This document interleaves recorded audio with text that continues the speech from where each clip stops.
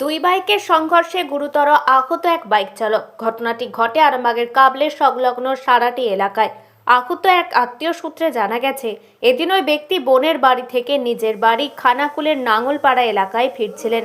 সারাটি এলাকার অন্য একটি বাইকের সাথে তার বাইকের সংঘর্ষ হয়। ঘটনায় গুরুতর আহত হন তিনি। খবর পেয়ে ঘটনাস্থলে পৌঁছে আহত ব্যক্তিকে উদ্ধার করে আরামবাগ মেডিকেল কলেজ ও হাসপাতালে চিকিৎসার জন্য নিয়ে আসে আরামবাগ থানার পুলিশ। পুলিশ সূত্রে জানা যায়, আহত ব্যক্তির নাম মোস্তাক আলী মোল্লা। তাকে রাস্তা থেকে আহত অবস্থায় তুলে আনা হয়েছে।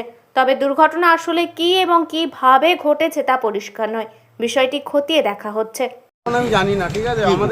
আমাদের পাশের বাড়ি ভাইপোর শালা হয়, তো বোনের বাড়ি গেছিল। বোনের বাড়িতে আসার সময় অ্যাক্সিডেন্ট হয়ে গেছে। কিসের সঙ্গে কিসের হয়েছে? বাইকের সাথে বাইকের হয়েছে। আমরা বাড়িতে ছিলাম, এসে দেখছি এই অবস্থা। তারপরে পুলিশ গেল, সঙ্গে সঙ্গে নিয়ে হসপিটালে চলে। কোথায় ঘটনাটা কোথায় ঘটেছে? ওই সারাটি কাবলে সারাটি। এনার বাড়ি হচ্ছে খানাকুল, ওই নাগলপাড়া এনার বাড়ি। আপনি কে হন? আমি এনার জামাইবাবু, চাচা হয়। আপনার নাম কি দাদা? আমার নাম শেখ লুৎফর হোসেন। এনার নামটা এখনো জানতে না পারেন? জানা যায়নি।